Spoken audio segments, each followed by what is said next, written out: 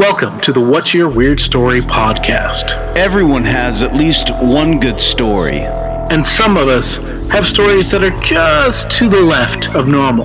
We're interested in the ones that push the boundaries of what we can perceive. Stories that defy explanations. Stories with an air of mystery. Stories we might not share for fear of being thought of differently. But don't worry, we're all friends here. So, what's your weird story?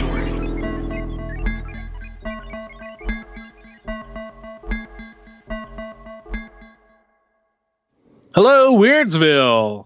How's everybody doing out there? We hope that you are doing mighty fine. That's the best, most appropriate answer. Any other answer will do. Even if you're, feeling down, feeling a little sad, come here, give you a hug. Both of us. Who's the both of us?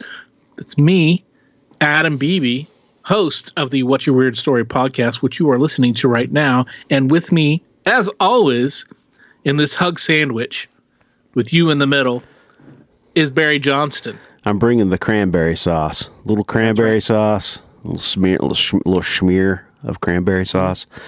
Cranberry. Real tight. I love it. I love the sandwich with the cranberry sauce. Oh man, I'm doing real well here, man. We had a good Thanksgiving and ate plenty and rested, and everything went real well over on this side of the Mississippi. So, how are things over by you, man? Pretty good. It's getting more chilly, and rumors of maybe a little bit of snow this coming week, or this week rather, not Nice. this coming week. I don't know about the coming week. I haven't looked, but yeah, man. Everything's good. A lot of things to be thankful for. Yes. I was, as you know, I was involved in a automobile accident. It was a wreck. It sucked. It was my fault, and everybody was okay, but both cars were totaled, but everything's getting taken care of. And the main thing is, again, everybody is okay. And I was feeling like pretty down about that because it sucked. It's the first time I've ever really been in a car wreck since I was 2. Yeah. Famously for my 2-year-old car accident when I was driving, but this time, first time I hit anybody, and but yeah, it was just, fortunately, it wasn't a high speed incident or anything like that. Yeah. But thankful about that. That's where I am. Well, good. Well, it's one of those things where you don't think about how your body's going to react or your mind is going to react when you're in a situation like that. And I've been there, and feel for you. You don't wish that upon anyone. And luckily, it was at a low speed. No major issues there. But yeah, it's that time of year where we got to be thankful for what we got, and especially with this year, it's been such a shit show this year. And I think at this point, if we could just make it to January 1st. Yes. Hopefully we will, turn the page into something a little bit brighter, and that's all we can really wish for. I think this year, and especially at this time of this year, we put the Christmas tree up early. We put the lights up early, like a couple of weeks before Thanksgiving, and just because why not? It's like, if anything in your life can give you joy, enjoy that as much as you can. And it just something as simple as putting a light up. It represents something that is, I think, that harkens back to my childhood anyway. I remember when I was a kid, my parents would put the Christmas lights out on the house, and do the tree. And it was just like, I always looked forward to that. It was just that excitement when you're a kid and you wake up early in the morning. And I think you and I were like that. We would wake up first, before anybody. And sometimes I'd go in and I would take a look, and I'd be so excited, man, that I just couldn't freaking hold back, and wake everybody else up because they got to get up, or I would try to go back to sleep, even though I couldn't sleep, Yeah, oh, yeah. But God, man, that's what this time of year reminds me of, and I mean, like for me, these a couple of years ago, maybe 3 years ago, I started taking up pipe smoking, man, and this time of year is a really nice time to smoke a pipe and enjoy something, and that's kind of where I'm at. As I get older, man, I'm trying to enjoy simple things. Yeah. Maybe sometimes when you're younger, you take those things for granted, Oh, for sure. You don't, when you're younger, I mean, you don't appreciate the things because everything's new and everything's exciting. And you get wrapped up in that moment, and you don't appreciate the smaller things. You're wrapped up in the excitement of the new, the big, and all this stuff. Right. And there's that great philosophical line that youth is wasted on the young. That's so true. It's so true. As a 45-year-old man, I can see exactly why that sentiment hangs around. But it is. I am very much like you when it comes, to Christmas. I used to love it because when I was a kid, because you get all the cool new toys and and gifts and all the cool stuff, And but now I really take the big thing for me is giving the gifts. Yes. Is finding something that somebody's really going to enjoy. Yes. Because I know that person, I know what they're liking, or what they're going to, something that they may not know that they're going to enjoy. So that's what I like. Yeah. So I try to do that, and you don't have to be extravagant. You just have to be thoughtful. Exactly. So I always look forward to that, and I don't have any kids of my own, and my cats really, they don't celebrate Christmas. That's their choice. I mean, it's cool. I still get them little presents, of course. That's their choice. So. But usually, I go to, I'll go to my mom's and my sister's, she has 2 boys, and, it was great when they were little because, they were just like just crazy and bouncing off the walls, and, you have to wake up at like 6 or 7 on, Christmas morning, which is kind of early for me. Yeah, for sure. Be super excited, paper flying everywhere, and just bouncing off, and everything is the greatest gift ever, and all of that stuff, and that's so much fun. But of course, they're getting older now, and one of them's like he's 15, and so he's getting he's getting cool. Right. Right. He's getting to that teenage stuff. Sure. Where, the other one is he's 11, and he's getting past toys. Right. So now it's a whole other it's older big boy toys and all that stuff. It's like where it's anything video games, of course. That's a score, but I don't know anything about that. But sure.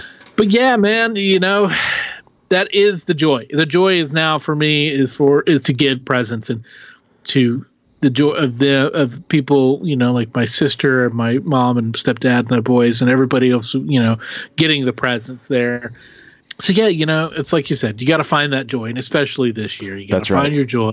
We're planning on closing out the year strong. We've got some really great episodes coming up, and which will lead us into the new year.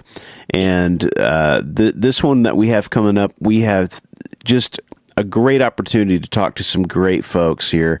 They are with Most Hexcellent Podcast, and it's Gina and Danielle, and I'm telling you guys, they have a great thing going on, and you need to check out their stuff. And we got in touch with one another, and we wanted to bring them on and just talk about weird shit in their lives. Yep. Yeah, they got some great stories, and we had a great conversation about hauntings and podcasting in general, and what we do, and the things that we like, and what's fun about this. And they are, like Barry said, they're really fun. They've got, I liken them to the two girls in high school who are like best friends, and a little bit weird because they like all the things we do, true crime and all that stuff. And they're very open about it. And so like the format of their show is like they're giving a report to the class, but of their subject that they've chosen. They just did a huge 3-parter on John Wayne Gacy, which is awesome. It's great. Yeah. And then basically they're throughout the report, they're not paying attention to the class. They're forgetting the rest of the class of the teachers there. And they're just, they're just talking to each other. Yeah. The whole time, basically reading the report to each other, but also talking some mad shit to each other too, because they're friends. Yeah, which is great. It's fantastic. It's awesome. So there's a lot of commonality there in what we do, and some crossover there because you and I are friends and they're friends, and so it was a lot of fun. So Danielle and Gina, what's your weird story? I'm going to have Danielle go first on this one because hers is insane. And she's told me this so many times, but I still love hearing the story because it's a weird story. Cool. It's insane. Okay, so my weird story was kind of how I got introduced to the paranormal. My family, we are a bunch of paranormal addicts in general. We love all the ghost shows. We love to, Paranormal State was our thing. It was just like a family culture. We watch Paranormal State, love it. But I think a lot of where I get my interest in the paranormal is from the stories of my sisters and I. My 2 sisters are older than me, and we're 15 years apart. My mom had them in her first marriage. And so my sister's grandmother, she ended up being kind of my introduction to all of this because she was just off the wall. She was real wild, and she lived in a very haunted house, which I think she was the reason that the house was haunted, but I'll get into that. Okay. So my sister ended up moving in with her grandmother after her grandfather passed away. Okay. And so she moved in to kind of take care of her, and the woman's name was Sybil. So her grandmother's name was Sybil. And she had actually come here from England and was a nurse here. So she was a nurse in England and in World War II, and then she came and was a nurse in Chicago. And this woman was absolutely off the wall crazy. And so my first memory that I have, my sister lived there from the time that I was around 8 years old until I was 14. So lived in the house for a few years, and she lived in a finished basement, and then her grandmother lived upstairs. And she would just take care of her, all of that. And so I remember going upstairs in this woman's house. She would mostly sit in her kitchen. And it was super, really old 60s house, 60s decor, just like big, heavy wooden Victorian furniture, just crazy. And so this woman, my first memory of her is sitting in her kitchen table, and she starts to tell me this story of how when she was in London when they were getting bombed. So she had been in a car, and they were kind of driving, and she remembers kind of going off of a road, like falling kind of in a ravine. And she had gotten, that was when bombs were coming down, and then kind of just debris and everything started falling in her, buildings, stuff like that. So she got trapped in the rubble. She just was, and she was basically thinking okay, I'm going to die. Got trapped. The car went off the road. She was trapped. Just when the bombings are happening, everything is just on top of her. And so she told me, and I'm 9, I'm 8 or 9, and I'm sitting here, this woman's telling me the story, and my eyes are up here. I was like, okay, great. And I was just sitting there I was like, what? To my sister, I'm like, why would you leave me with this woman? Why would you do this? Because then the next part of the story happens, and then I'm really why would you leave me with this woman? Yeah. So she starts to tell me that. So she describes it as just sitting under rubble and just calling out for God. She's like, God, please save me, blah, blah, blah. So nothing was happening. And she then proceeds to tell me, 9-year-old little me sitting at the table, and then I just called out for the devil. Okay.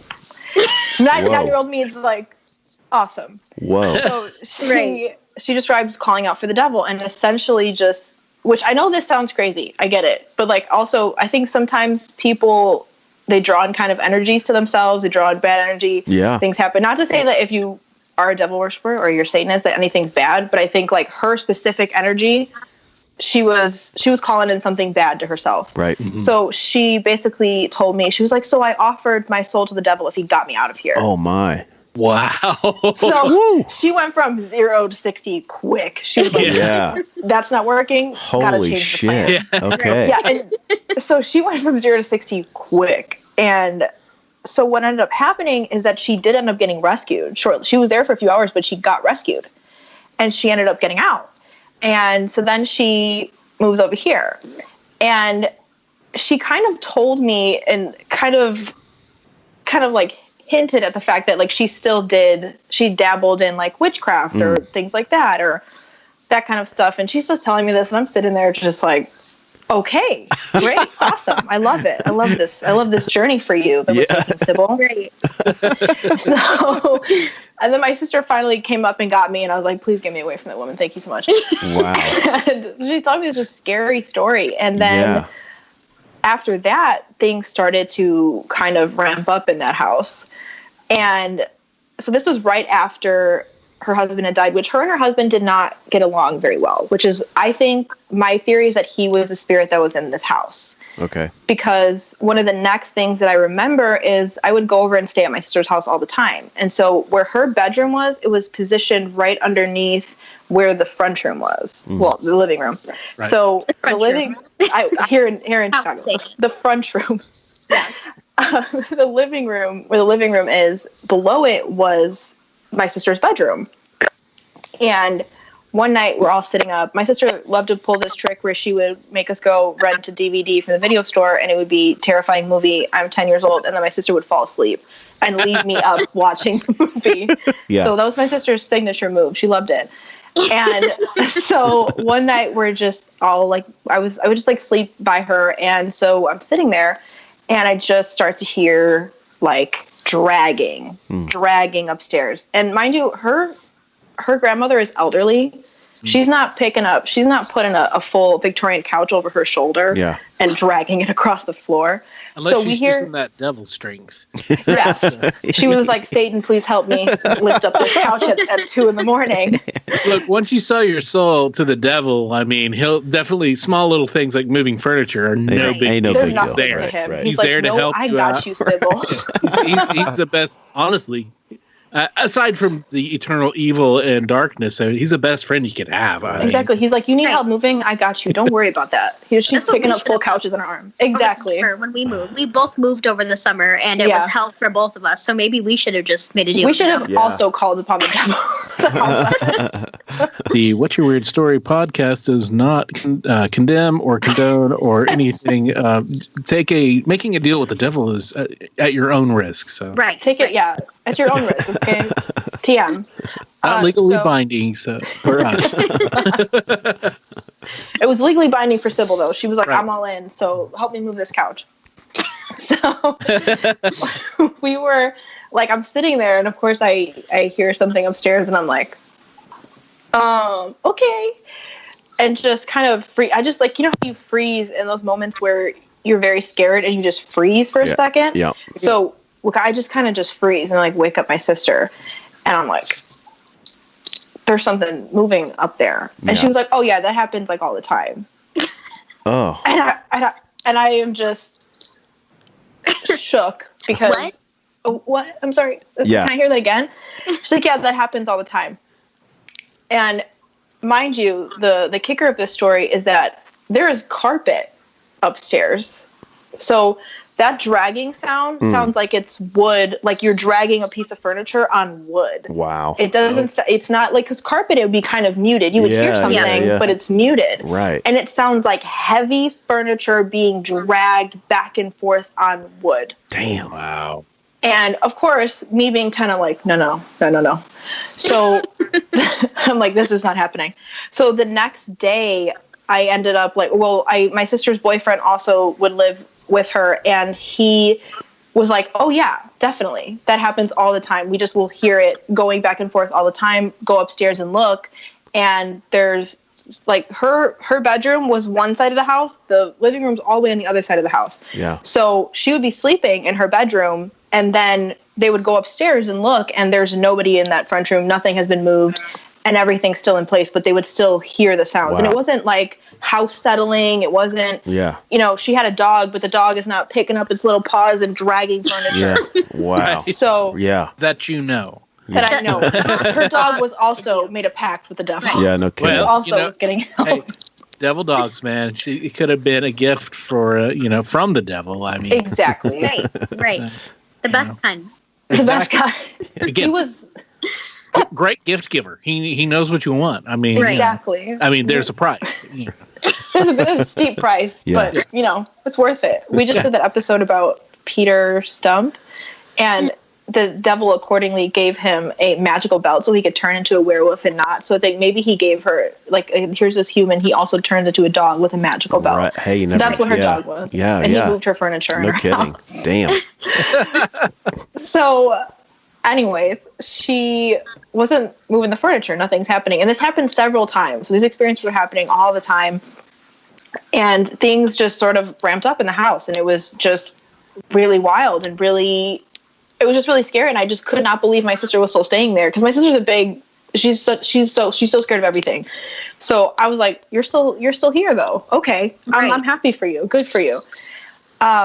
So one of the next experiences that happened in that house was that we would hear when she moved. So she lived upstairs for a while, and then she moved down to the basement where we would hear the furniture dragging, but they would also hear like knocks on the walls. Yeah. And so just weird, like poltergeisty activity of like knocks on the walls. You hear things moving. You hear you see kind of like shadow figures, just standard kind of stuff. But the next big thing that happened was that my sister was laying in bed, and she just felt like a cold hand basically just cup her face. Oh. And mind you, it was like 1,000 degrees in the basement. So if something's cold, you're going to feel it. Yeah. You're going to feel something. Yeah. So she felt just a hand cup her face. Oh. And she woke up and was just so freaked out by it because you're feeling someone touching you. Yeah. You don't know where they no one is there. Yeah. Her grandmother's not coming downstairs with an ice pack in her hand, just Damn. doing that. And so that was the next experience that happened in that house that kind of freaked her out. But she still stayed. She was still there.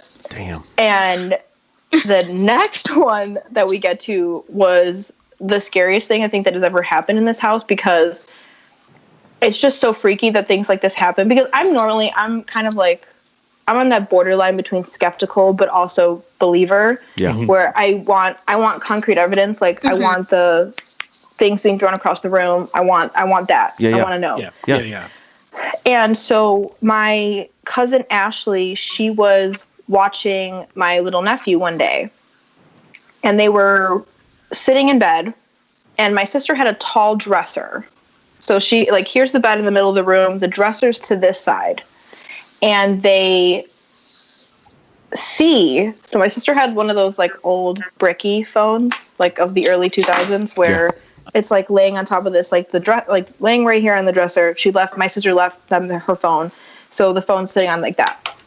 So my cousin and my nephew both watched the phone fly off of the dresser and hit the wall. Oh, shit. Wow. So it literally just flew straight, clear across the room. Whoa. And they kind of looked at each other for a second. And mind you, my nephew was probably he was probably maybe 3 at the time. So he's not reaching up to the dresser to throw anything. Mm-hmm. My cousin's just laying there. No one's, And so they just watch it. And then they just sort of look at each other and are like, oh, okay. That's a thing. Yeah. Okay. Whoa. That just happened. And then they tell my sister, and my sister's like, oh my God. And I hope she had insurance on her phone. it was those old school phones, though, where you could throw that thing off of the building. Yeah. It would be in perfect they didn't break, shape. Yeah. Right. Yeah. So there was Nokia. no glass. Yeah, Nokia. It was. I think it was a Nokia, where it was just you could throw this thing off of a cliff, throw it into the Grand Canyon, go and pick it up, and it would still be one piece. I had So it was that phone was fine. Yeah, those old school Nokias that were just pure bricks. Mm-hmm. Right. So they tell my sister this. My sister's just like, oh my God, what's going on? I can't believe this really happened. And my cousin is she's super serious, right? She's super Very serious. She's not, she's very skeptical. And so if she's saying that happened, I believe her because she's very skeptical. She's not one for being like, oh my God, this one, my curtain moved and now, there's a ghost in my house. She's not like that. Yeah. So that ends up happening. So things are just ramping up. Things are happening left and right in this house. And then my sister goes upstairs one day and her grandmother was a nurse. She's super serious. Yes, she's making pacts with the devil, but also she's kind of like not skeptical, but also I kind of believe the things that she says because of the fact that she's just kind of a very serious person, just no nonsense British woman from the 1940s, Right. And she tells my sister, oh, so last night I was laying in bed and I wake up and I just feel the corner of my bed lifting. Ooh. And I got chills. Whoa. So my sister's like, what do you mean, Grandma? And she's just saying, like, I woke up late in the middle of the night and I just feel the sides of my bed just lifting. Like it lifted off of the ground and I felt it. I felt it lifting off of the ground and then I felt it shake. And then it was over. And my sister is just like, okay, great. Awesome. Things are going well. Things are going really well. Yeah. Things are going really great in this house. They're going great now for us. Yeah. Not for her then. No, not for my sister then, but like for me now, hearing these stories, I'm like, Right. oh my God, I love it. But at the time, I was just like, no. Oh man, I don't like that. You had to be there. What Yeah. happened? Experience it. You had to experience it. Yeah. Yeah, because when you're there experiencing it, you're just like, oh, this is not as fun as watching other people's stories. Yeah. Right. It's more fun to watch somebody else be like, and this happened, and I nearly peed myself, and there was a ghost, and Right. I'm like, oh, I love that. I love that story. for you. Right. I don't like that story for me. For sure. Yeah. So that ended up happening, and my sister and her kind of did have a falling out, and my sister ended up moving out. And I think things in the house kind of still stayed the same from who took care of her afterward. There was still like little bits of experience where the dog would she had a dog and the dog would literally just stare up at this one space, like in the kitchen, or he would stare into the living room and literally just like sit and stare at things, just like sit and watch things, or he would refuse to leave the kitchen. He would not go into, so they did like the separate bedrooms thing of like the 1950s. So her grandfather had a separate bedroom, and after he died, the dog would not go near there. So the dog was not going in the bedroom. Damn. The dog was not going in the living room, would just sit and bark at the living room, sit and bark at the bedroom. Oh so my just God. wouldn't leave. That's creepy, man. Holy shit. Yeah. Yeah, I was like, I'm not having this. I don't like it. Even my sister was retelling this to me. I was just like, I'm not having it. I don't know how your sister stayed there for that long, knowing I know. No kidding. she is. My sister's the biggest scaredy cat ever, but she was just like, I guess this is how we're rolling now. Huh. Right. And so they ended up having a falling out. She ended up leaving, but when we were leaving, it was so weird because my sister was like, okay, listen, this girl, she's been telling me she's a witch, so make sure you don't leave any of your stuff here. Make sure like, nothing's left behind. I don't want none of my hair here. I don't want nothing here. Right. But so what was really funny was my sister left in the winter, and they were kind of mad at each other. And my sister, I think like one of the nights before she left, she ended up getting stung by a bee, like right on her, like right. She feels like something under the cover. She's like, "What is that?" And this is right before she's about to leave. And her grandmother's mad she's leaving. Mm-hmm. So she gets stung by a bee out of nowhere. Which I'm not saying this woman conjured a bee, but it was very strange that the night before she's leaving, That's She very said, strange. my powers are waning. my powers are waning. Yeah, so this is the best I can conjure you. It's just a bee in the middle of winter in Chicago. Yeah. Just got stung by a bee and just feels his pain, and it's just like sees this bee under the cover and is like In the basement.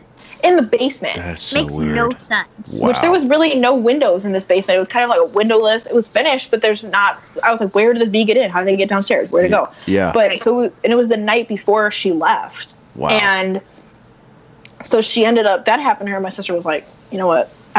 Okay. And so we ended up moving her out. She moved out and everything. And then I'm telling my sister, she ended up passing away, I think about 10 years ago, I think she passed away. Not your sister, your grandma. Her grandma. Okay. Yeah. Thank you for clarifying. Yeah. I was there with you. I was like, yeah, thank you for clarifying. Yeah, no. So her grandmother ended up passing away about 10 years ago.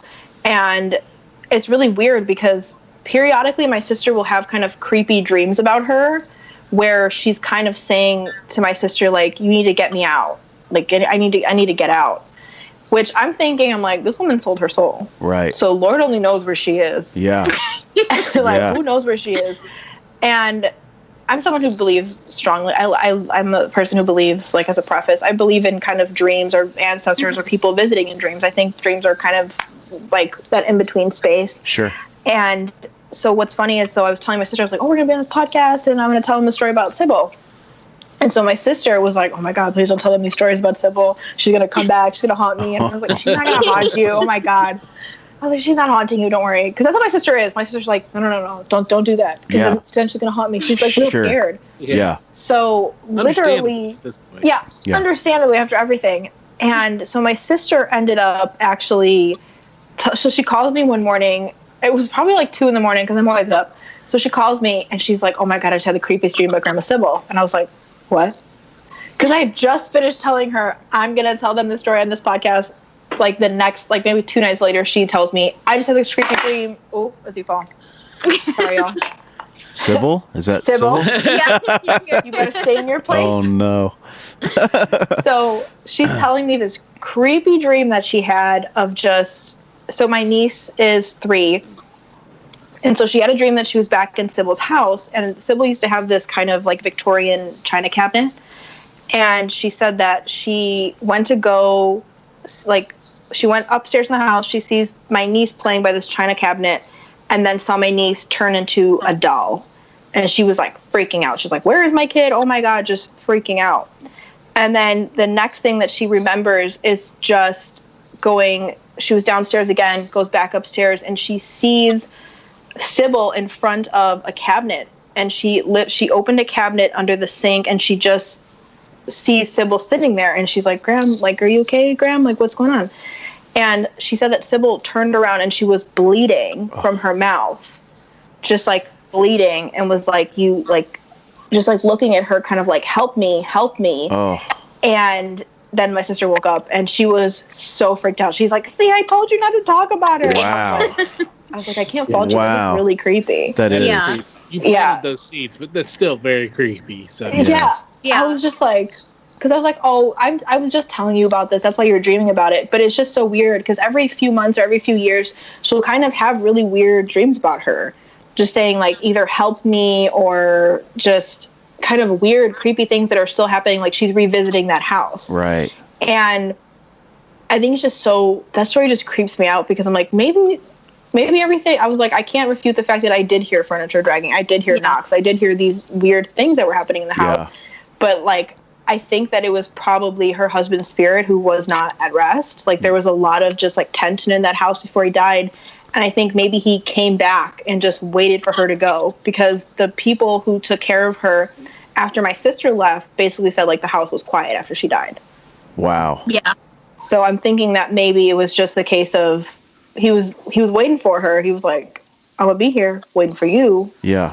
Don't worry. Right. I'll come get you. Let's go. And let's go and get out of here. So yeah, that is my creepy. Wild. Yeah. Damn. It was really intense. It was a really good introduction to the paranormal and kind of like not the only paranormal experiences I have, but to date, some of my strongest ones. There's so many more, but those are like the really intense ones until I moved out and moved to my apartment. And so I have some paranormal activity here that, briefly, this is just a brief little baby caveat that I'm going on, but just, in my apartment, my friend, she passed away in July, I think. And we ended up watching, because of COVID, we watched her service here. Yeah. And sorry for your. Thank you. Yeah. But we ended up watching her service in my house, which I'm not the type of person who's like, you invite things in, blah, blah. You know, I was like, we can watch her service here. It's not a problem. So we watched her service here. And then after that, things started happening in my house. And I was like, maybe I should not have done that in this house. I was like, I think homegirl's trying to reach out to me because I started to get experiences of having, like, I would open a closet door. I have 2 closets, and one time I opened one of my closet doors, grabbed something, and then remember hearing the click shut. I go back, sit on my couch, the door is wide open. Wow. Dang. And this was like a few weeks after we watched the service here. Yeah. And I was kind of like, okay, maybe I didn't lock the door. Okay, it's fine. Yeah. Right. And then I went and did the same thing with my other closet. Go open it, grab something from inside, close it. I leave, I come back, the door is wide open. And I was like, okay. I was like, now it's happened twice. Yeah. It's not just me. And then also, which these are like, besides my childhood memories, the most paranormal things that have happened to me where I'm like, I wish something paranormal would happen. I love it. You know what I mean? Yeah. And then it happens and you're like, no, I take it back. Yeah. I'm so sorry. Of course. I'm like, give the devil back his belt. I don't want it. Right. Yeah. So what ended up happening, which the scariest one that happened to me was I have that Quip toothbrush because I listen to so many podcasts that are like, buy this Quip toothbrush. Yeah. Absolutely. Yeah. Give that money to last podcast. Buy that Quip toothbrush. So I had a Quip toothbrush and I had it set on my counter in my bathroom. And from where I am in my living room, I can see my bathroom. And all of a sudden I start hearing like tapping. Mm. And I was just like, okay, what is that? And it's like 3 a.m. I'm freaking out. I'm like, okay. I'm hearing like tapping or like buzzing. And then I look in my bathroom because that's where it's coming from. And I'm like, okay, I'm steeling myself to get up. I'm like, okay, I'm going to get up. And then I just see, I had like a little pair of like lash scissors. So I had lash scissors sitting on the counter. And then I had the toothbrush sitting on the counter. And I see the scissors go flying off of my bathroom counter.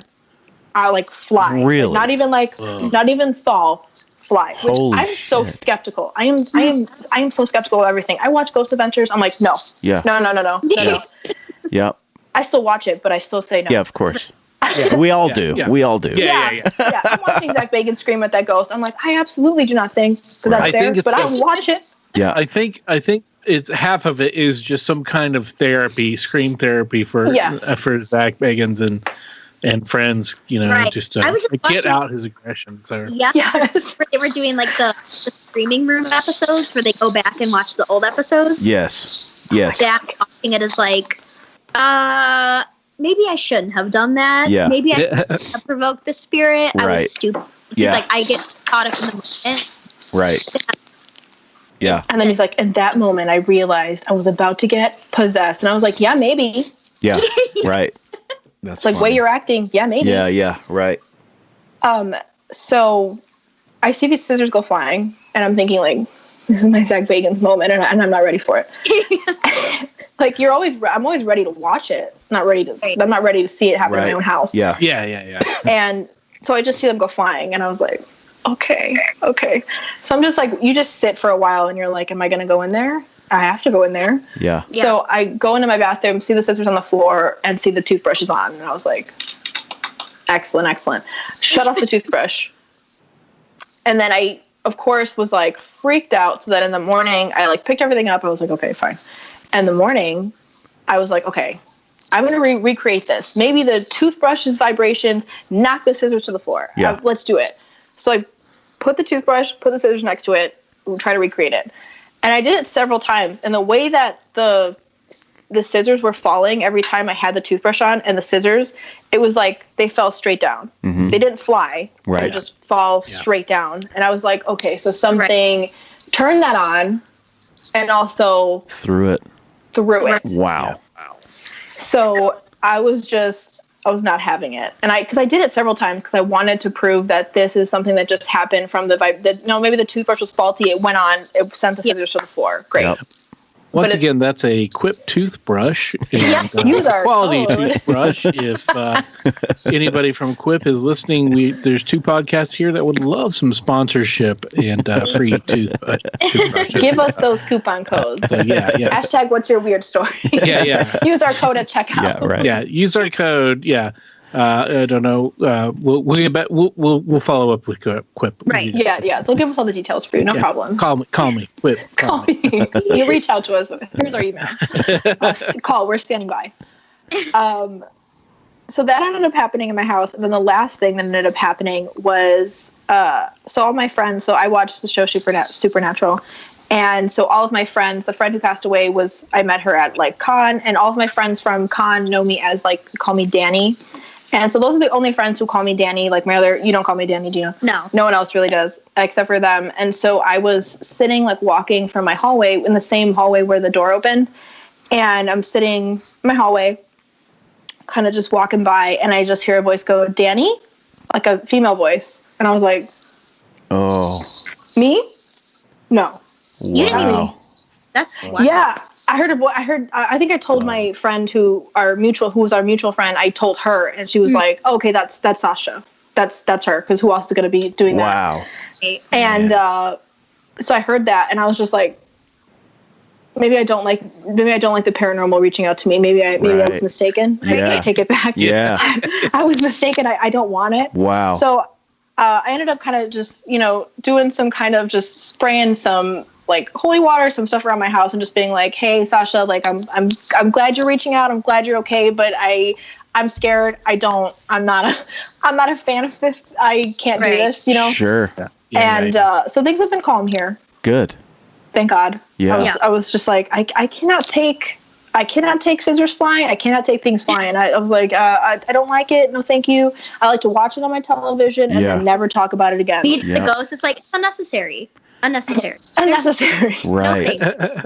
Right. No, nothing. Wow. So that is the last of my kind of paranormal experiences that I've had where I genuinely am like, oh, okay, maybe there is something out there and I'm being a little too skeptical.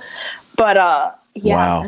That's my weird story. That's guys. crazy, man. That's crazy. Those were great. Yeah. Wow.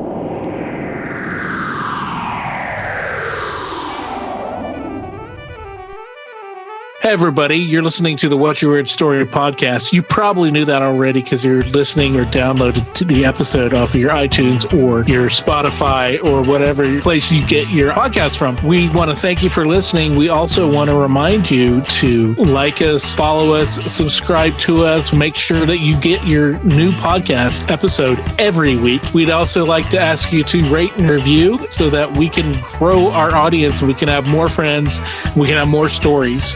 So thanks for listening to What's Your Weird Story.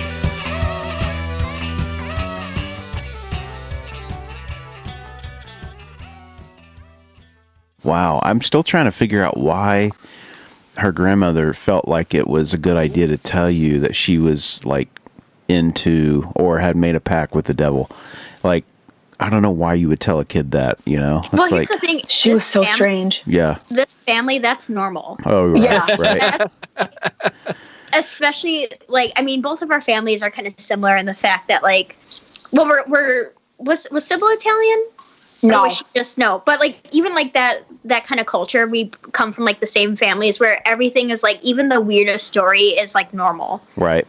And you just tell your grandchildren or kids or whatever, because that's what I grew up with. Sure. Too. Yeah. It's just weird stories, and that's how Danielle and I became friends. Because, we went to school together, we've known each other basically all our lives, but it wasn't until we started talking and we were like, oh, you've had these experiences? Yeah. Me too. Yeah. It's so wild because usually when you tell someone, they just kind of look at you. Yep. Like you're crazy. Kind of okay, cool. Yeah. Great. Whatever. But it's kind of the same thing that happened with me with my weird story, even though I had 50 weird stories. Yeah. So many. Your family is so fun. Well, it's not even my family. It's mainly my mom and my mom's side of the family. My mom grew up in a very haunted house. Okay. Oh my God, yes. And their family, my mom has 5 other siblings, Irish, Italian, didn't have a lot of money, Yep. big family, and no one really communicates with each other. Yeah. And that house was very haunted, to the point where my mom and her friends were over, and they were teenagers getting ready to go out. and like they're standing by the door, and all of a sudden you just hear like running down the stairs, and there's no one else in the house. Wow. And then my mom's friend, who doesn't live there, is just looking at her and being like, "You heard that, right?" And my mom's like, "Yeah, that's the house. That's wow. That's what it is." And right. the spirit of like a little girl who they would see. And I talked about this with my uncle a few years later, and my uncle's like the very type of like quiet, very smart person who's like JMO. Who's not really like into that stuff. And I asked him about it. He's like, "Oh yeah, everyone knew. Wow. Everyone saw it, but no one talked about it. Right. It's just not what you did. Yeah. Right. And so my mom grew up with that, and she's always had things like that affecting her. And my parents divorced, and my mom moved into a new apartment that was still in the same neighborhood, literally like 3 blocks from Danielle. So we were all the forming of our friendship was in that apartment. Over at each other's haunted apartments, Yeah. Right. And it was just the guy who owned it. His family is Jewish, and his family owned it for a long time. And his mom, like lived during the Holocaust, and still had like all these newspapers. Like, so it was a 3-level apartment. And me, my mom, and my brother were the only ones living in this apartment besides our landlord's mother, who lived on the first floor. Okay. And she was very elderly. Like, she didn't leave her apartment. She was just always there. Me. And then, my mom, who was a single mom, with me and my brother. And right when we moved in, you could tell that there was something off. I might have mentioned, we did like a hometown episode where I talked about it a little bit, but not as much. But we didn't give like extensive details because we were just amateurs. So we were just like, this thing happened and this thing. So it's just amateur hour. Sure. But it was just like, and first of all, you have this energy moving to this apartment in the first place. My mom was all over the place, newly divorced with these 2 kids. Me and my brother I was maybe like 12 or 13. So my brother was like 10. Okay. Like there's just all this angst all over the place. Sure. Like we're moving in. This is an old apartment. Like their family like built this apartment, and like they all lived in it. So it's like one family's on the top floor, one family's and then like the aunt and uncle are in the basement, whatever. Yeah. So, we're moving in, and my brother, who was, he had to be around like 9 or 10 at the time. And his bedroom was at like the back of the house, kind of like by the back porch and kitchen. And he did not like his bedroom. Like, he did not want to be in there. He felt uncomfortable, and like he wanted to sleep like in my mom's room. And this is like a 10-year-old boy being like, I don't feel comfortable sleeping in my room, that I want to like, I don't want to sleep in there. Sure. Right. And you could like sense that energy. And so the basement at the time, it was like all storage. Okay. Like it wasn't done. Like it was just all of like their stuff, like our landlord's childhood stuff. Yep. His mom's stuff, everything. And so after about a year, maybe year and a half, his mother passed away. And no one ever moved in. So it was just us in this entire apartment building. And my mom is the type of person where she was like, you know what? Like, she didn't grow up in the greatest conditions. They didn't have a lot of money. So my mom's like, I want to make this apartment as beautiful as I can. Yeah. With what I have and for my kids. Sure. So she redid everything. Like, she found hardwood floors under the carpet and did all that. Like, to the basement, cleared everything out. And I think that's when things started happening. Yeah. Because she was making changes. Sure. Yep. And she's ripping up old energy. You think about it, like the floors, everything is changing. Yeah. Right. And like going through the basement, and like, because our landlord was kind of like, you can kind of grab anything you want from down there and use it. I don't care, whatever you want to use. Because he had his mother's things. He put them in the basement. They were there until you guys basically left that apartment. Yeah, Wow. and even then, because like after she passed away, they had kind of an estate sale and gave most of it away, but the big chunk of it was still down there. My mom was always organizing down there because my mom hates clutter. Yeah. She can't do it. Like she needs to have like everything like organized, Sure, and moved out of the way.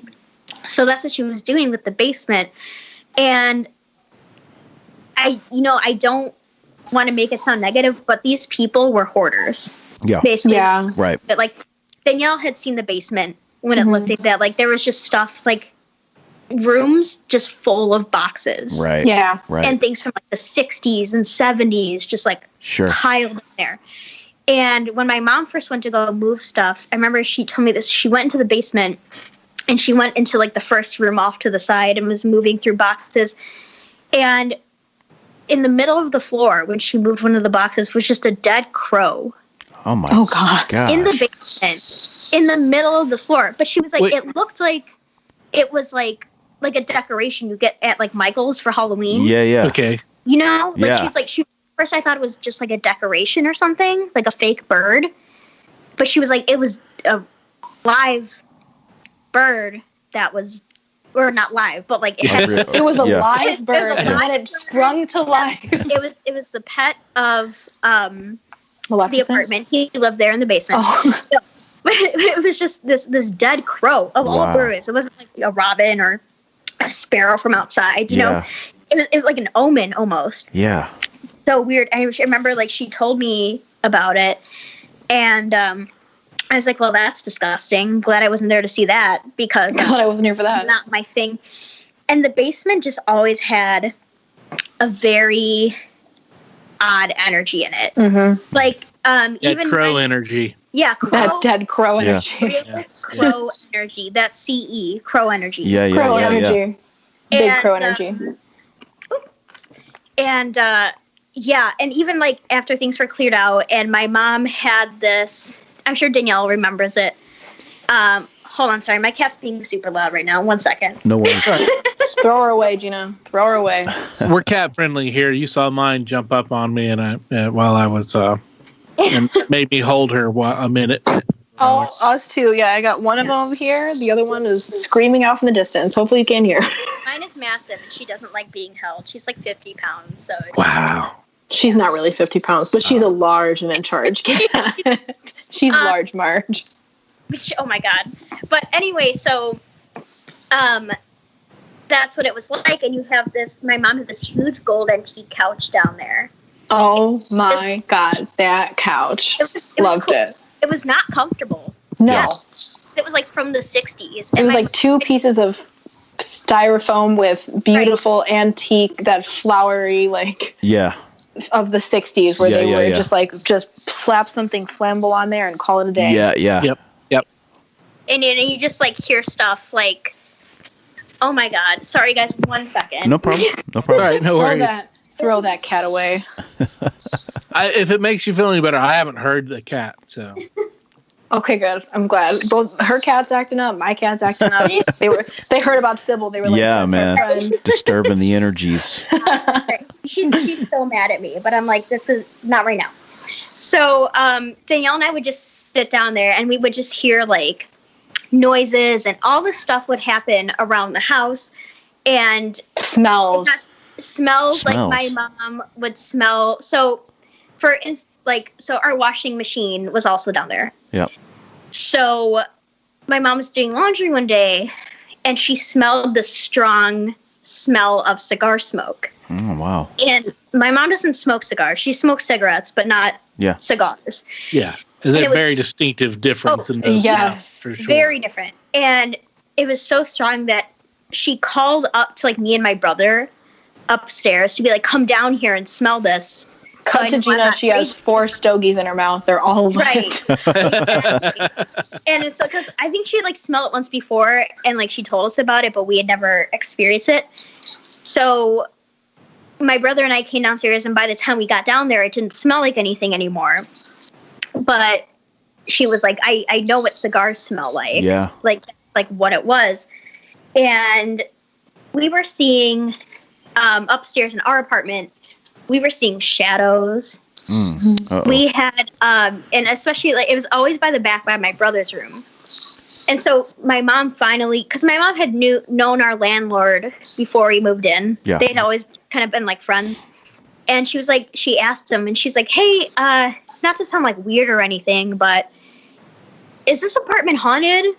Like, have you ever happened? And he just kind of paused and was like, she asked that moment where you got to face up to the truth. Right.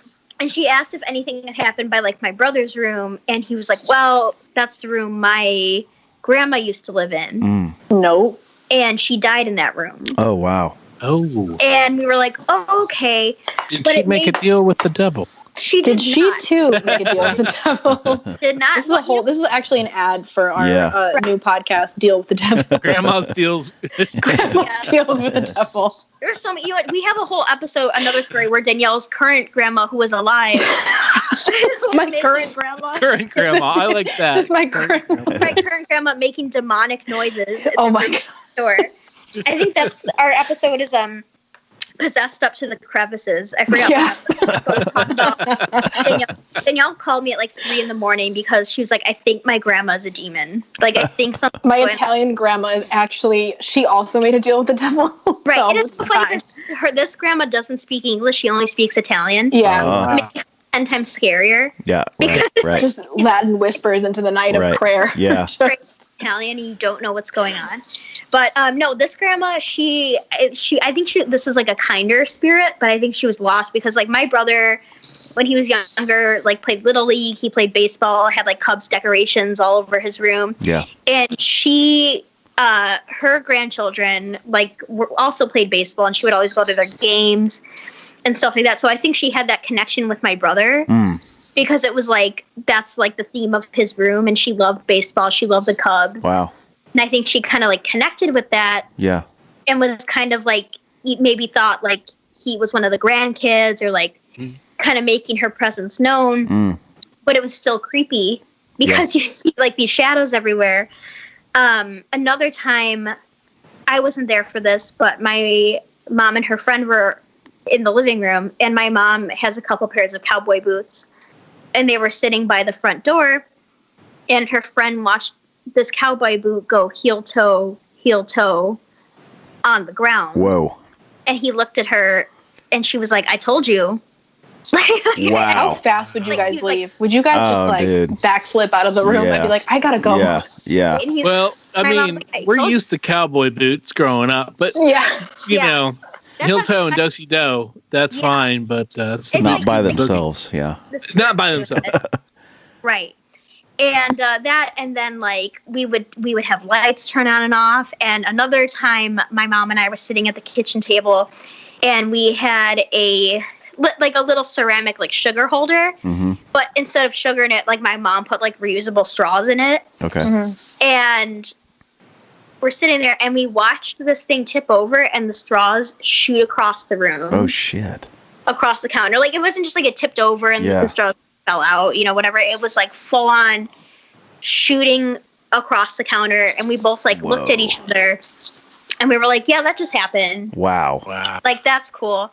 And so like, you know, I was like growing up in this apartment, like experiencing these things, and it just became normal to me.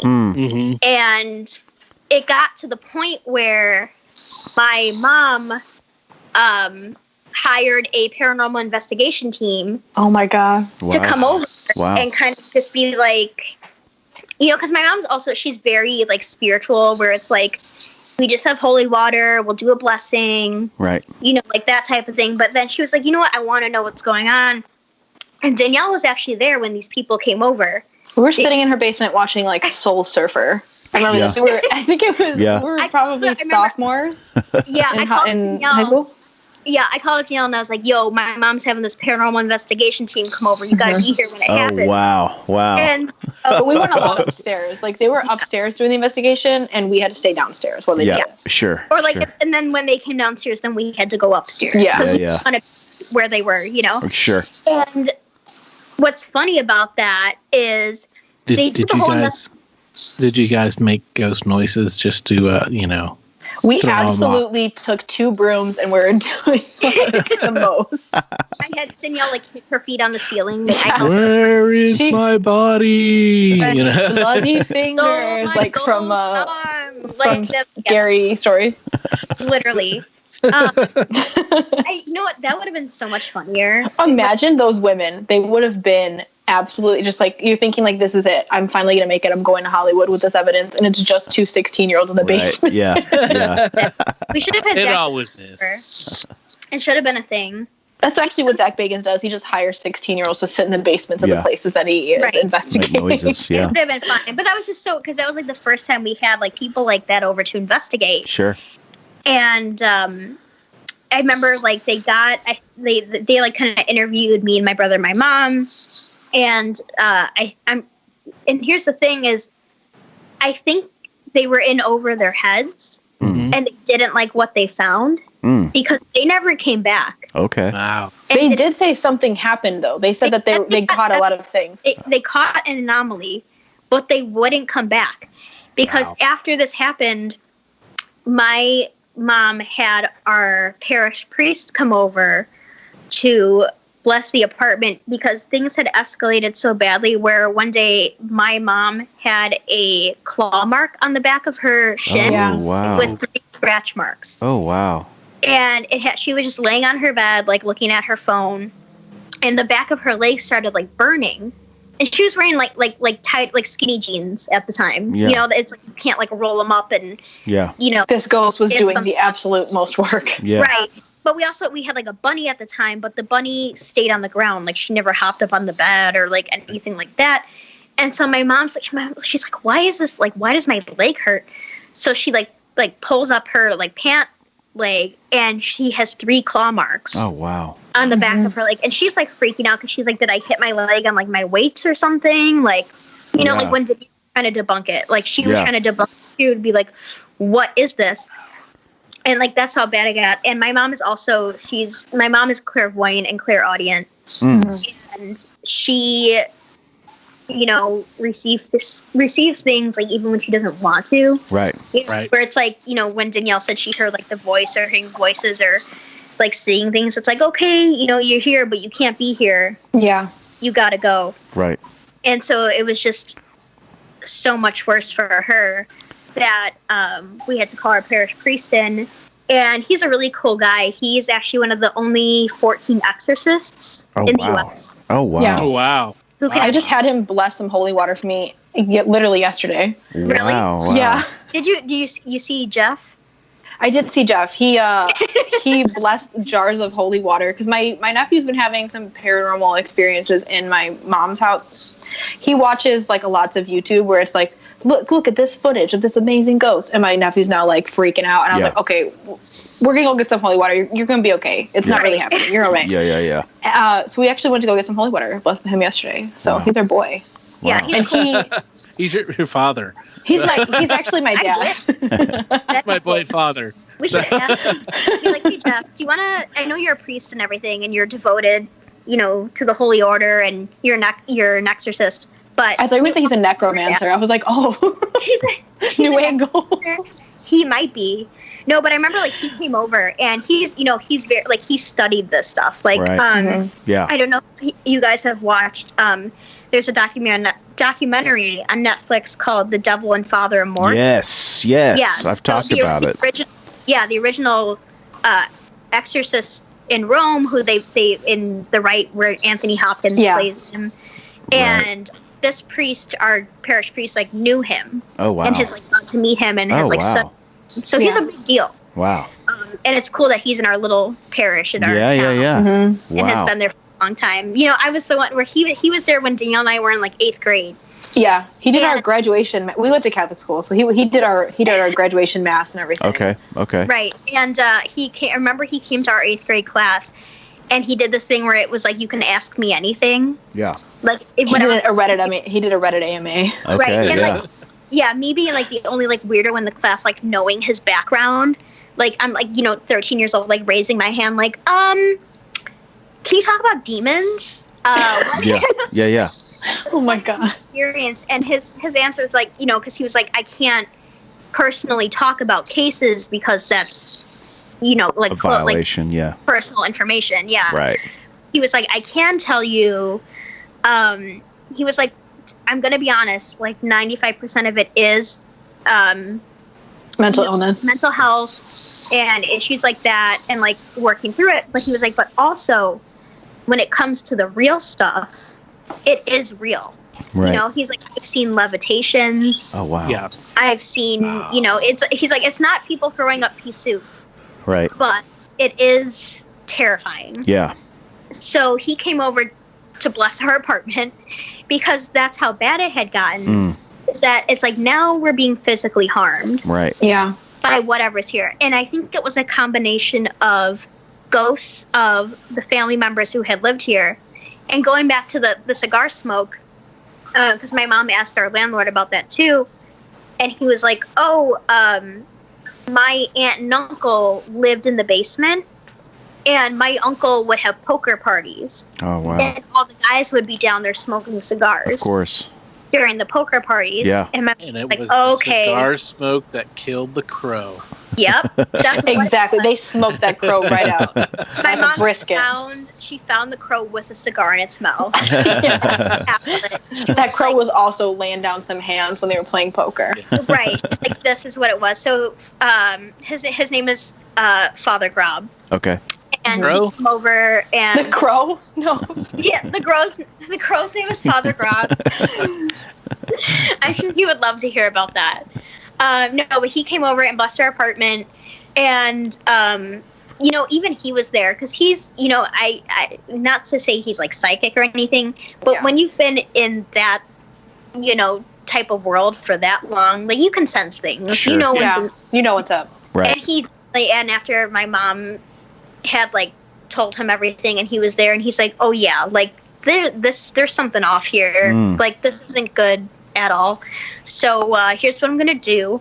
He did the whole like reading and blessing, and things kind of died down after that, but it was still, I think it was, we kind of had to come to terms with eliminating whatever was there.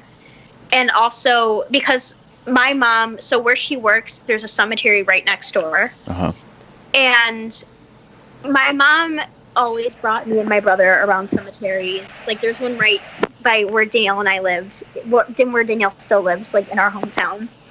And we would go in there all the time. So like cemeteries are very normal for us, just like walk through, And my mom would always go in there, but because she had been going through so much personally, I think, that whatever was in there attached itself to her, and she would just bring spirits home because she was like kind of like a light. And when they see that, like they're like, okay, like I'm gonna come home with you because that's what I'm gonna follow.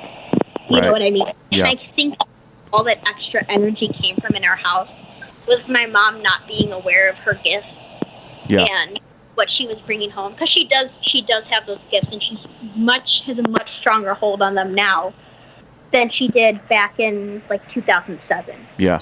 It's over 10 years ago, and she's grown so much more, and is like, it's so much more stable than when you just move into this new place and you basically have this new life now.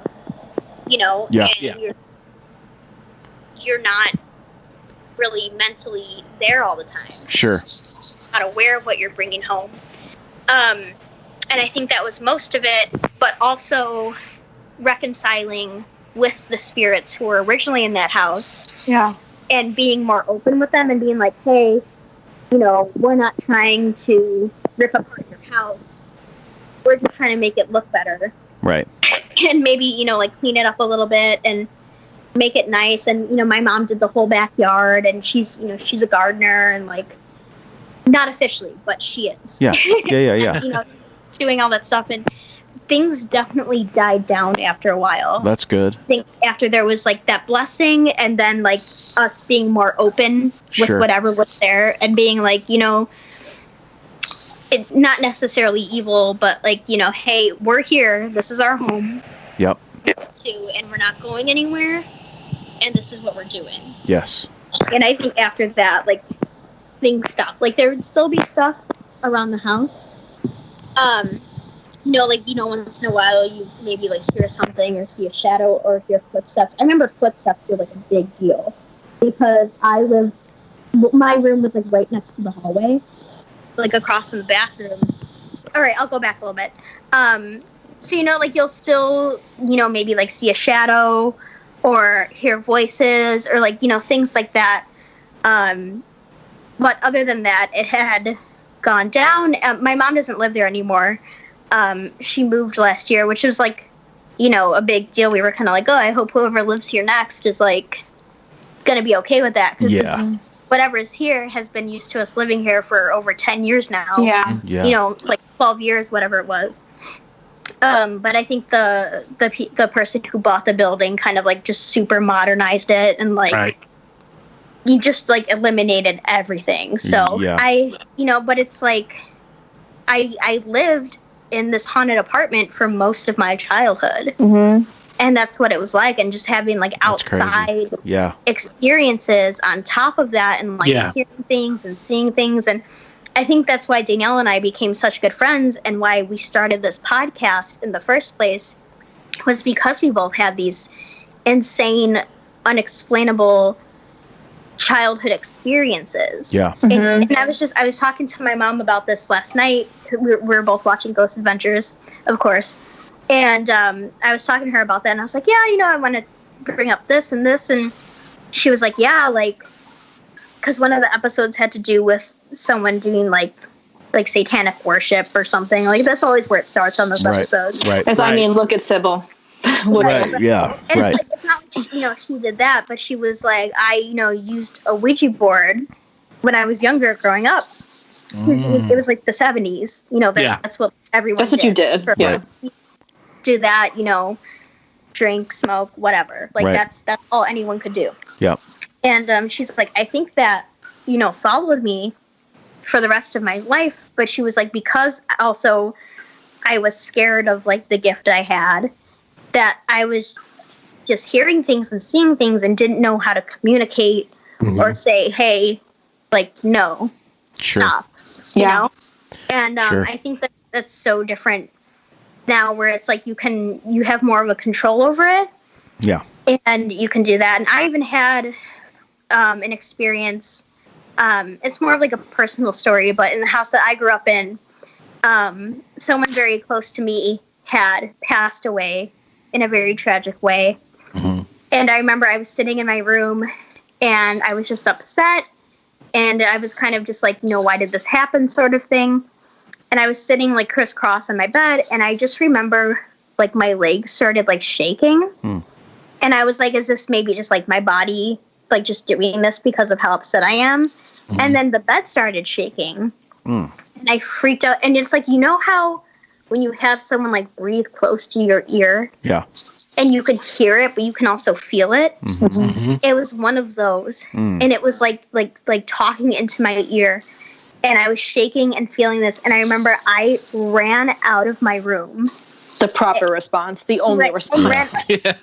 I remember I ran because my dad and my brother were in the living room, and my dad is a complete skeptic. Oh, yeah. And I ran out there, and I started, like, crying because I was like, oh, my God, like, this thing. This just happened. What's going on? Like, what's the problem? And I'm like, it's like, you're like, well, you see it. This just started happening. So I remember I went, to my mom who understood it. And, like, she, like, talked me down. But I was just like, oh, my God, like, so it's just, like, I've had these experiences all my life. It's not just like one weird story. It's like I've always been a whole collection of them surrounded by ghosts and weird stories. But I don't have any in my current apartment. That's I haven't experienced any yet. So and be glad for it. It's because you didn't buy a Quip toothbrush. Right. Yes. That's why. Quip. It keeps the demons away. Keeps those demons away. That's awesome.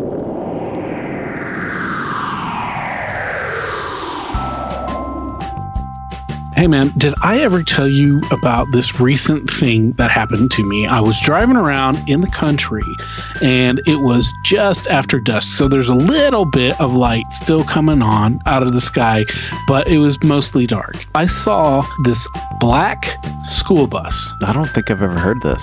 Okay, so I saw this black school bus. All the windows were tinted and it started following me for about 15 minutes. Whoa, no. Yeah. What did you do? I was at work, I was making deliveries, and I just kept making my deliveries, and like it would even stop and wait for me. Oh. And yeah, so but it was never close enough to where I could see it or anything, but it was following me, man. Wow. Dang. That's just an example of another really weird story that happened to me and that could have happened to you. You don't have to have a UFO encounter. You don't have to have seen the ghost of your grandmother. You don't have to know what Bigfoot smells like to have had a weird story. Basically, what we're saying is weird covers a lot of ground here on the What's Your Weird Story podcast. And we love hearing all of your stories, whether they're spooky, they're funny, they're bizarre, or they're just short, sweet, and unexplained.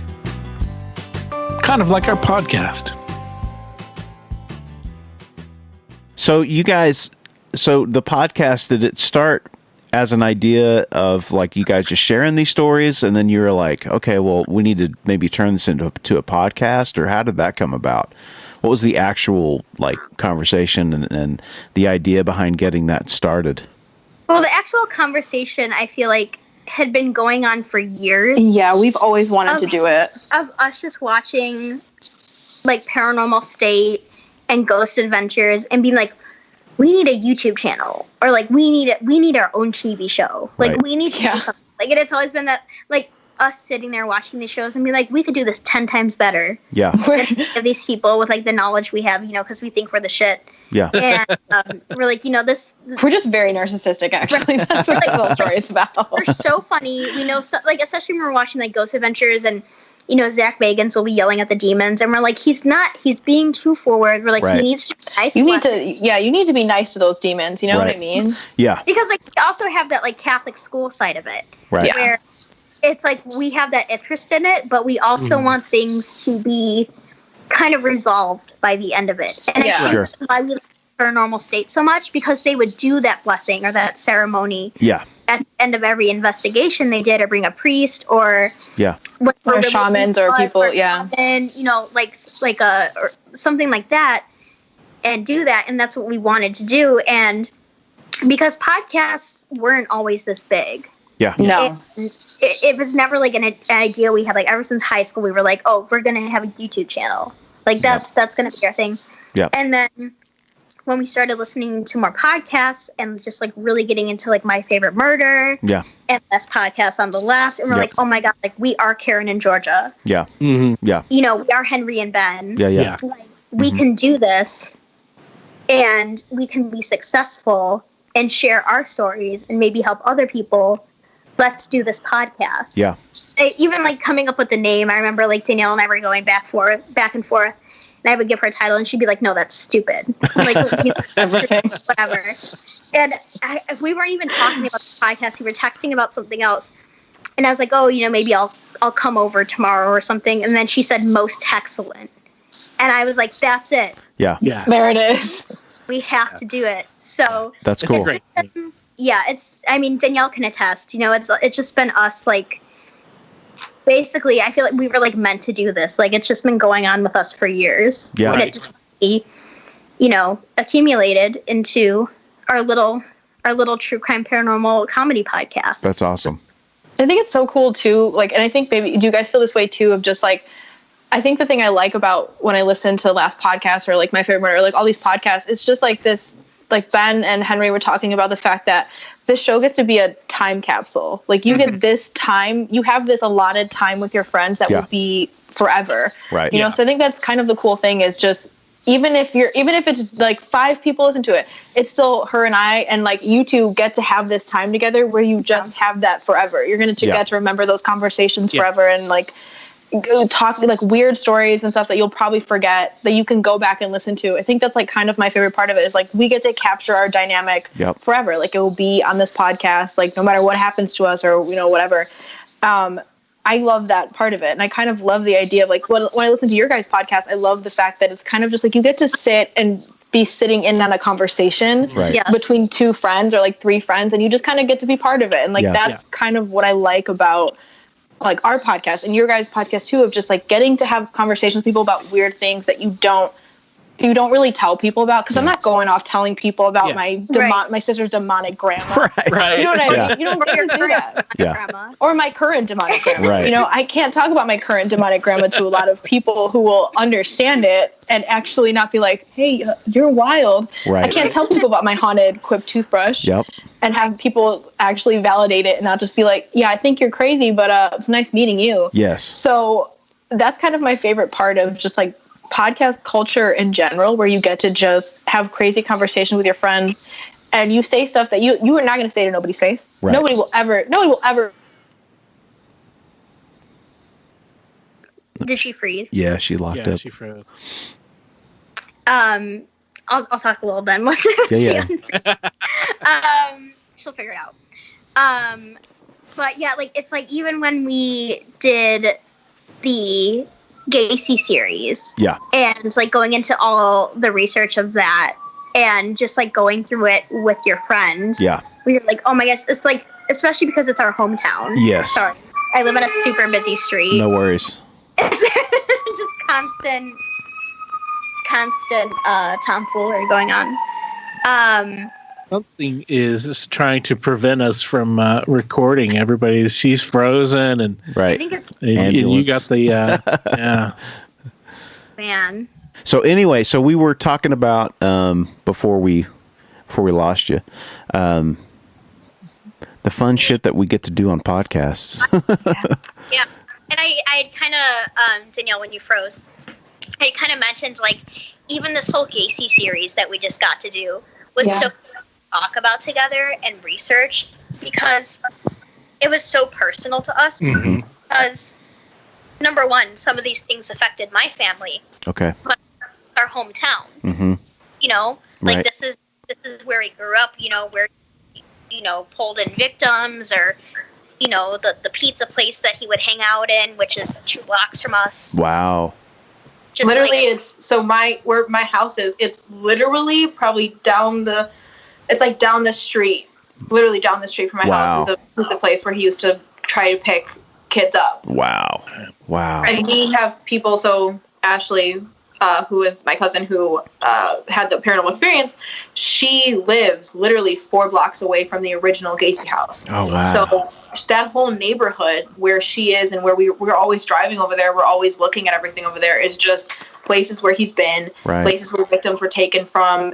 All these suburbs that victims were taken from are places that we know, that we've been to. So I think this series for us in general, because we've never done a series before. Sure. Yeah, so this is our first kind of series that we've done. That's awesome. Where it was just so personal, and so it was like it elevated my kind of thinking about true crime in general. Right. I think because, you know, we always cover cases that are not close to home. Mm-hmm. Right. So now that this case is close to home, it feels a little bit different, where you're like, oh, okay, that's a little more. It's something back in like the 1920s. Right. You know, yeah. Like not something recent that's like, you know, even we talk about, I went to the mausoleum that my grandfather is in. Also, like, right next to him is the last victim of Gacy. Oh, wow. So going there and like seeing that every time is just it's more emotional now than it would have been.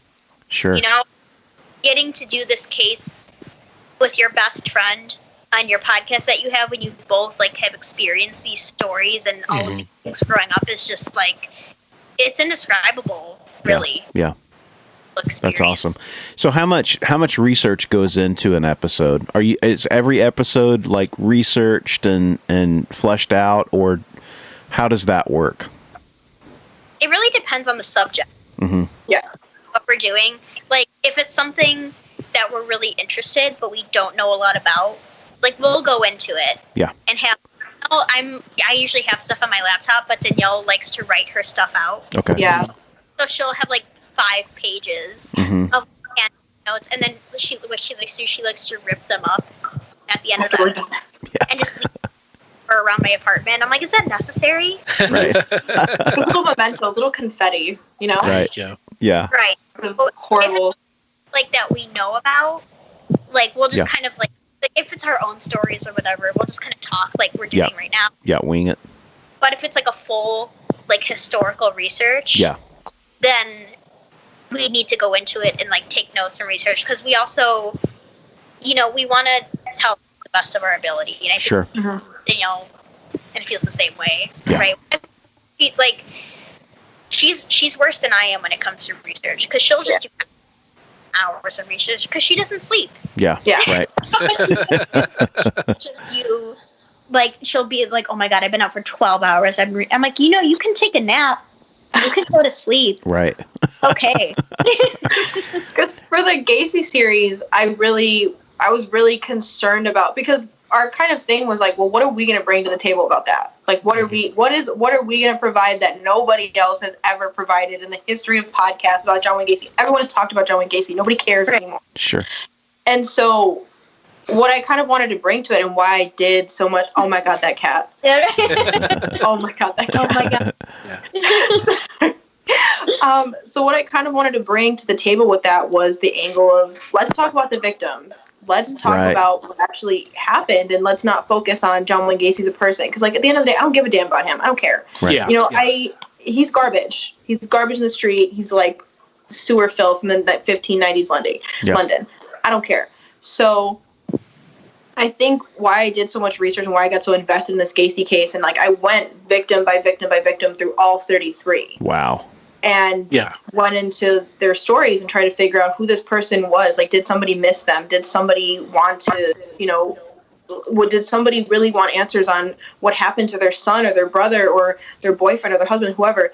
And I wanted to bring that kind of angle of, like, humanity to it, because I think that's something that's lacking, and something I think we all do, where we're watching, you know, you're watching Forensic Files and you're just like glued to the screen, just like, oh, I love it, you know. And I think this case kind of brought a lot of humanity to how I view true crime, which I wasn't expecting that when we first covered this. I kind of was like, Gina, I do not want to cover John Gacy. I don't want to do this.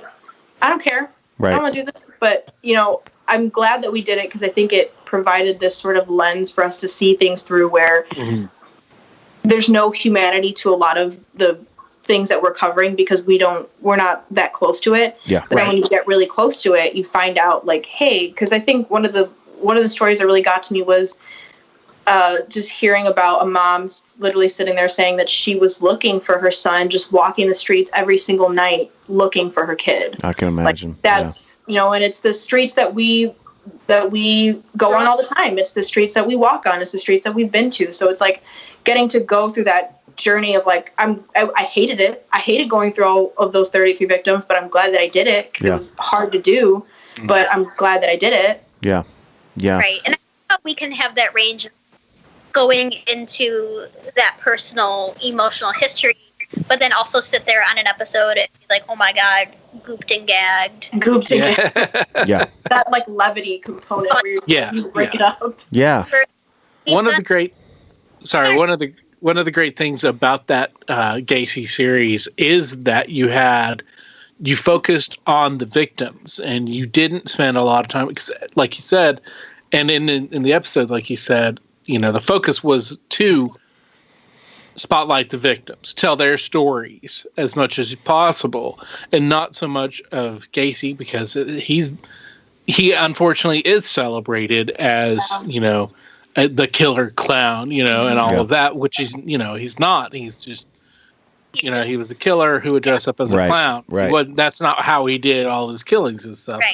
And so, but yeah, it was a great series, and I mean, and there's a reason that it's a 3 episode, you know, I don't know how 3 hour plus, you know, series that you did. I mean, it's probably more than 3 hours. I think it's probably closer to 5, something like that. But yeah, I listened to it when I was driving and doing my routes, and it was great. And you do it respectfully, in with the comedy and the comments and stuff, which is that's the fun part of it. Is you guys talking shit to each other. And I swear I was like listening to your guys' podcast and I was like, you can tell these two are really friends because they're actually like kind of semi nice to each other. And you guys are having nice conversations versus like me and Gina are like, you're garbage. You are like garbage. I was like, what must people think when they listen to this podcast versus like listening to your guys' podcast and like, they're so nice to their guests. They're so nice to each other. Like, everyone must think that we're just such trash. Well, we had, No, go ahead. No, go ahead. Oh, no, sorry. I was just going to say, like, even in the latest episode where Danielle was talking about the second burial location, and I was like, what happened? And she's like, I don't know, Gina, maybe if you listen with your special ears and look with your special eyes. Right. Just speaking, like, it's just how. But that's what friends are supposed to do. You're supposed to bust each other's balls. You know what I mean? Oh yeah. And it's like with what we have such a different way of doing it because we don't necessarily I don't have time to do a ton of research. So basically, what we do is just get on here and just talk shit and hope we can get an episode out of it. And a lot of it is just being winged. You know what I mean? And the basis of our podcast are the people that we have on. If we don't have guests on, man, I mean, we don't have much to do. I mean, we do stuff outside of that, but a lot of what we do is just sort of listening to people's stories. Like the similarities between what we do is that, our whole thing was that we had stories that we never shared with one another growing up. And then we were like, well, why didn't I ever know that about you? Like, why didn't you ever tell me you saw a fucking UFO, man? Like, so and it's like having that ability with podcasting to turn back the clock a little bit and get back to like storytelling, that's an aspect of radio that has been lost, I think, for a long time. Back in the day, people used to just sit around their radios with their families and listen to, different shows that would come on. They didn't have TVs. They didn't have a lot of distractions. So it's cool in that way. I think that we're able to have these discussions with people and talk about things that most people don't talk about. And the cool thing about it is that what we find is that the people that we talk to have a really broad range of interests. Yeah. So it's like we'll start somewhere and we'll end up way off in freaking, in outer space somewhere. So that's what's interesting. And what's also great about podcasting is that I think most people want to hear real people talk about shit. You know what I mean? Like, people don't want to listen to some guy who's like, a famous, entertainer guy who's got his shit together, that everything is boop, boop, boop, boop, so perfect, like, just have fun and be real. And I think that's what people gravitate towards, And so, and have like real conversations. Like, you guys were talking about how you were talking about Miley Cyrus seeing the UFO. Yeah. And then like how I was like, oh my, I was like, they're gonna do a Patreon series on UFOs. Like, I need to listen to this. Yeah. Actually, we've done it. One of our UFO famous people UFO stories and we and that's where we do some shit talking. So right. Plug that Patreon. Follow them on Patreon. Give them money. Yeah. We try to be as kind as possible, but there are times when we can't be very nice. You know what I mean? Like, there's just some shit you talk about where it's like our whole thing is flat Earth. We can't give that time of day, man. You know what I mean? Like, we got to draw the line somewhere. So you can't be Alex Jones on everything. You gotta draw the line somewhere. It has to go. Yeah. Like, flat Earth, I think for me is one of the big ones too, where I'll just be listening to it. I'm like, no. Yeah. I'm so sorry. I want to believe in everything. This is where I have to absolutely stop you here. You've gone, here's the mark. You've gone way up here. Yeah. I feel like that's Danielle and I in every episode, or like, not even every episode, but we talk about all the time. We're like, we have no patience for anyone. Right. I have no patience. Like, everything is just like, either, you're bullshit or you're not. Right. And that's and that's good. Yeah. That's good, man. We had Dave Schrader on, that we just interviewed him from the Holzer Files. We interviewed him the other day. Oh, wow. And he was awesome. And one of the things that he said, we had asked him something about was like, having personal experiences, and I had said that, it's cool that we've all got phones now that we can capture this stuff. And he goes, you know what, man, like I don't really give a shit about capturing anything anymore. Like, Right. He's like, I just want to experience shit, and it's like, if I have the ability to catch it, then cool. But if not, fuck it. And if nobody believes me, fuck it. I don't care. Yeah. Right. I just think I absolutely love that. Yeah, that's a great way to look at it, I think. It's such a cool thing to like hear, which I like that too. Like I love that you said that, because I kind of was just like, I'm trying to put a words to kind of how I think of things, where I'm like, I love to hear just people's stories. Like I love the feeling of getting to just be able to like sit around a campfire and everybody talk about something weird that happened to them, and not pulling out your phone and being like, this or this. Like I could sit and listen to Gina's mom tell me haunted stories all the long day. I would sit and listen to her all the time. And it's just like, she's not pulling out her phone and showing me anything. Right. It's just genuine storytelling where you just feel like in this moment, this could absolutely have happened. Yeah. Even if there's no proof of it. Right. This could absolutely have happened. And I don't have to look at a video and say that, oh yeah, this I need to see that the UFO in the sky. I need these aliens to be looking me right in my eyes. Right. Yeah. Yeah. I need that gray to come down here and goop and gag me. I just, those are like my favorite stories that you hear. I love hearing, Gina's stories of just, she's like, well, my mom, this happened to my mom, blah, blah. And I think that's why we became friends in the first place, was just, I was like enamored. I was like, oh my God, all these paranormal things are happening in your house. That's amazing. And it wasn't like she pulled out, like she was like, she had like a Pokemon card binder book. She was like, here's all the evidence. And here's my Charmander from 2001. Right. No, she just like, we got to just bond over the fact that like, hey, we love paranormal stories. We love storytelling, like those kind of things. Yeah. And I love that he said that. I'm just like, I want to experience it. I don't care about who captured it. I don't care if it's on video. I just want to sit there and be in that moment and experience what it's like, which I love hearing you guys' stories in your podcast just in general, because it's like, this is a real person who's not produced, who's just telling you the story. And if you think it's bullshit, then it's a great experience with you guys, because this has been the first ever podcast that we've been guests on. Oh, cool. And it's just nice to sit down and have a, conversation with other people and get it. And you guys are, do such a good job with like asking the questions, but also listening. Oh, and I think that's very important, like when you're talking to other people. Yeah. Too. Well, hey, if you ever want us to be on yours, I was going to ask that. I was like, I don't know if you guys go and tell your stories on like other. Oh yeah, absolutely. Would love to have you. Of course. Yeah, we'll talk your ear off. Yeah. Oh, please. Maybe next time there won't be as many ambulances on my street. Yeah, of course. I'm going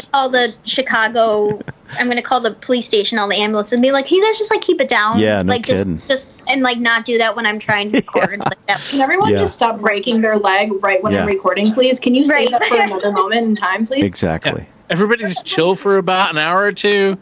And then go wild. Yeah. When we were recording the Gacy episode, we were at Danielle's, and it was like I was laughing so hard because like in that neighborhood, like everyone just like likes to rev their car the loudest. Yeah. It's like a competition, and Danielle is just like, all right, well, Big Dick Rick is out there revving up his car. Like it's just several people doing Fast and Furious, just donuts outside of my apartment. I'm just like, that sucks. Or like she lives right by the train too, like literally like across the street. So we'll be recording at like 10 o'clock at night, and I'll just have to do like edit all of these train sounds. Yep.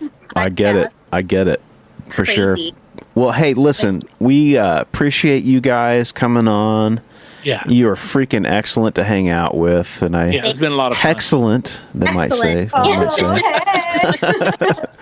But everybody should go check out their podcast, the most Hexcellent podcast, and subscribe. I just did myself, and thank you guys again. And if you guys ever want us on, man, we'd be happy to reciprocate. Oh, don't worry. Don't worry. We'll be hounding you guys. Don't worry.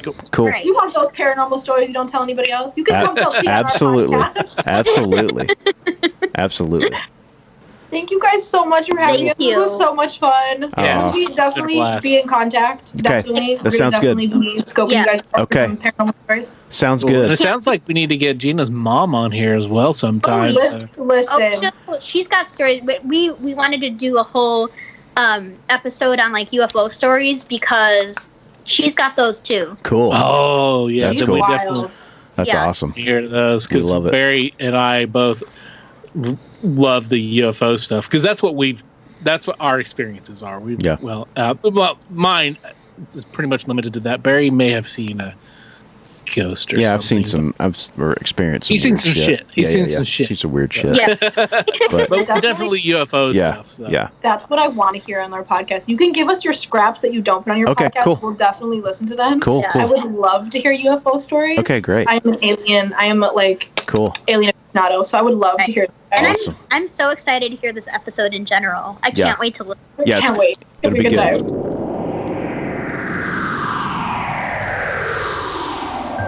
Hey, that's a nice t-shirt you got on there. Oh, thanks, dude. It's brand new. Do you like that? It's one of the official What's Your Weird Story t-shirts. Where'd you get that? It's funny that you ask. I just got it off the brand new Spreadshirt.com site for the What's Your Weird Story podcast. There's no www. You just go straight to shop.spreadshirt.com/what's without the apostrophe WHATS hyphen YER-WEIRD-STORY, and that'll take you right there. I mean, you can never own enough clothing. Well, it's true, Barry. There's t-shirts for the ladies because, they're cut differently. There's hoodies, which are really cool. There's two different kinds of hoodies, and there's also tote bags, so you can tote your stuff. That's so cool, man. So if you guys go out to spreadshirt.com, What's Your Weird Story, currently there are 2 designs, but there will be more going up very soon. So just keep your eyes out for that. And if you decide to get one of our shirts, tag yourself on Instagram to ours or Facebook. Show your love. Show us what you got. Let's see your true colors.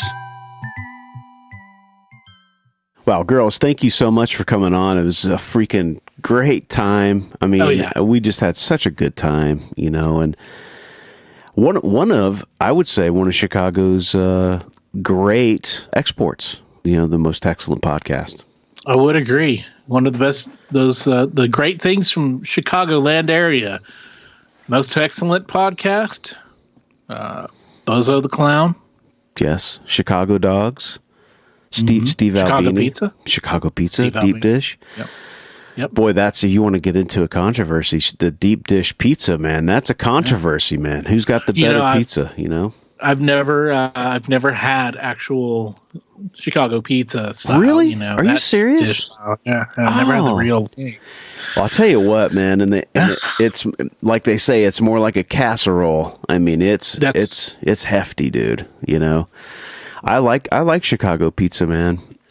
There's a couple of pizza review guys that I watch on YouTube, and which is hilarious, because they'll go to they got the rivals, you got your rival pizza guys, in Chicago, and of course, and then you get the East Coast versus Chicago, pizza thing going too, which is hilarious. But yeah, big fan of Chicago. Chicago, we talked about this a little bit earlier, but the Metro is one of my favorite clubs to play. It's a great venue. The Riviera is a great one. Tons of great places to play in Chicago, of course. Yeah. A lot of great bands. Oh my God, dude. So many great bands. So anyway, it's great to have them on. And, I would probably venture to say they'll be back on, and hopefully we'll get on their podcast. Yeah. It'd be great to hang out with them. Definitely. Yeah. We'd love that. And, so awesome. Well, Barry, we've hyped it up a little bit. We've hyped it up on our social media, but next week is it's a very hype-worthy show. Yeah, we've got Dave Schrader coming on, guys, and we were lucky enough to get him. We took a shot in the dark, and we got in touch with him, and he got back to us, and it was really a great interview on so many different levels. It was a little bit a tiny bit different than what we normally do, although it turned into the type of show that we do.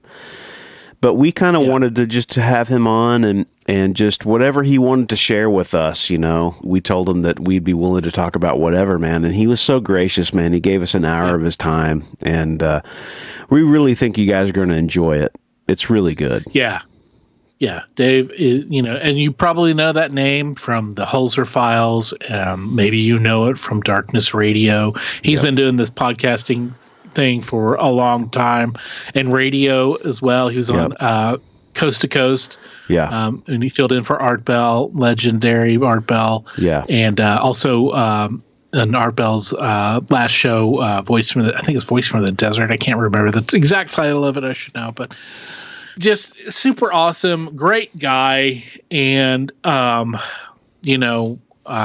just so honored to have him on, because he does such great work. So it's interesting too when you talk to somebody who has a lot of the same outlook on life, and to talk to somebody who he's in the same sort of media outlet that we are, and he's been doing it for so long. It was a cool conversation to have with somebody that's sort of been there doing it for a long time. And he's very honest and open about things, which I thought was really cool. I mean, he definitely, he wasn't afraid to answer questions that we had, and was very forthcoming about stuff. And it was really cool. So we look forward to it and can't wait for you guys to hear it. And we've got some cool stuff coming up after, Dave, too, man. We've got we've got our Christmas special coming up, which is going to be a lot of fun. Yeah, it's going to be cool. And then we'll have the 2020 Weird News Roundup there at the end of the year for you as well. So there's plenty of it. Yeah. And not even anything really related to COVID-19. So fantastic. We're excited to finish out the year strong with you guys. So glad that you hung in there. Hopefully that, coming and listening to the show, maybe in some very small way, gave you, a way to just sort of get out of your normal day-to-day mundane sort of stuff that you get into. Yeah. So thanks for listening. Like we said, hey, every week we appreciate you guys tuning in and listening and being part of this community of Weirdsville. If you haven't yet, share your story, email it, contact us if you want to be on and talk to us. We love talking to people, but we also love reading your emails. Jeff is chomping at the bit to do another write-in special. Tell your friends, tell your family, get out there and spread the word. That helps us grow. If you can, leave us a review on iTunes and, give us a high rating, and so we can that helps us get exposure, helps us get noticed, so we can help grow Weirdsville, because we're still a small town right now, which is great, which is fine. We love it, but we always like to have new blood in the community and new stories. For sure. All right, everybody, we're going to wrap it up this week. Thanks for listening. As always, thanks again to the girls for joining us, and thank you for joining us. If I didn't say that before, I'll say it again, and I'll probably say it another time. And in the meantime, be safe. Be weird. As always, if you have a weird story, we want to hear it. If you have a lot of them, we want to hear them all. We can't do this podcast without your invaluable contributions. Whether it's sharing your stories, listening, rating, and spreading the word about the podcast. Thanks for listening. Till next time, be safe. Be weird.